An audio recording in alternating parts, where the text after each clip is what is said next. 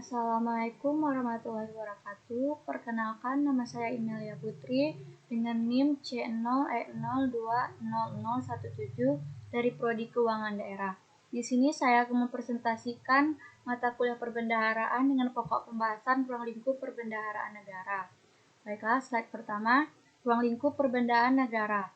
Untuk membiayai segala kegiatan pemerintah dalam rangka melaksanakan tugas-tugas dan fungsinya yang banyak, pemerintah memerlukan biaya dalam jumlah yang tidak sedikit.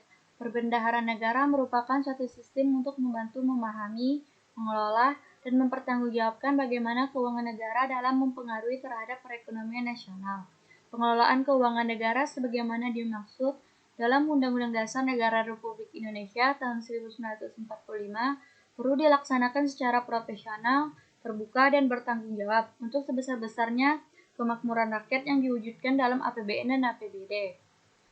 Pasal 2 Undang-Undang Nomor 1 2024 menentukan ruang lingkup perbendaharaan negara sebagaimana yang dimaksud meliputi ada 12, yaitu pelaksanaan pendapatan dan belanja negara, pelaksanaan pendapatan dan belanja daerah, pelaksanaan penerimaan dan pengeluaran negara, pelaksanaan penerimaan dan pengeluaran daerah, pengelolaan kas, pengelolaan piutang dan utang negara atau daerah, pengelolaan investasi dan barang milik negara atau daerah, penyelenggaraan akuntansi dan sistem informasi manajemen keuangan negara atau daerah, penyusunan laporan pertanggungjawaban pelaksanaan APBN atau APBD, penyelesaian kerugian negara dan daerah, pengelolaan badan layanan umum, perumusan standar, kebijakan, serta sistem dan prosedur yang berkaitan dengan pengelolaan keuangan negara dalam rangka pelaksanaan APBN dan APBD.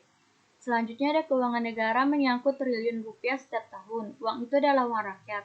Oleh karena itu, pemerintah harus memperlakukannya dengan penuh tanggung jawab, mengatur keuangan sendiri dengan baik, dan melalui keuangan negara itu ikut mengatur dan memajukan ekonomi nasional.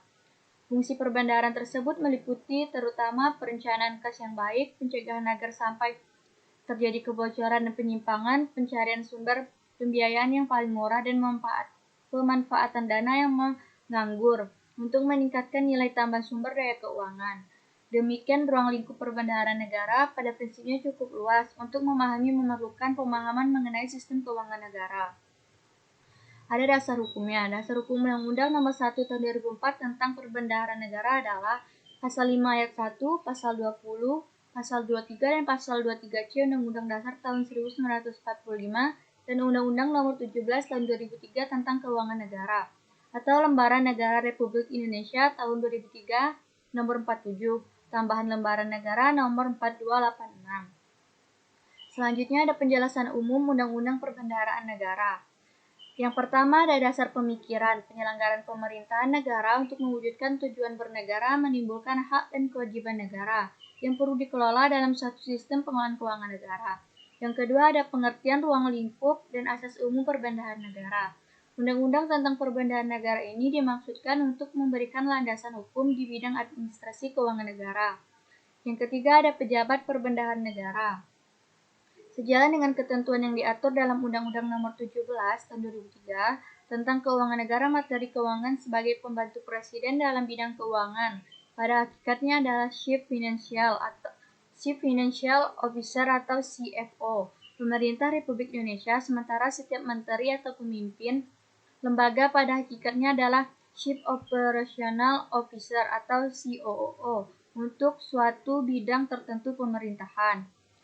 Yang keempat, penerapan kaidah pengelolaan keuangan yang sehat di lingkungan pemerintah. Sejalan dengan perkembangan kebutuhan pengelolaan keuangan negara, dirasakan pula semakin pentingnya fungsi perbendaharaan dalam rangka pengelolaan sumber daya keuangan pemerintah yang tertata secara efisien.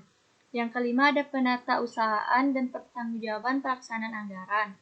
Yang keenam, penyelesaian kerugian negara. Dan yang ketujuh, pengelolaan keuangan badan layanan umum dalam rangka meningkatkan pelayanan kepada masyarakat dapat dibentuk dalam layanan umum yang bertugas memberikan pelayanan kepada masyarakat berupa penyediaan barang dan atau jasa yang diperlukan dalam rangka memajukan kesejahteraan umum dan mencerdaskan kehidupan bangsa.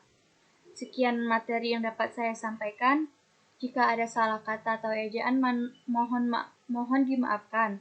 Maka saya tutup presentasi kali ini dengan mengucapkan wassalamualaikum warahmatullahi wabarakatuh.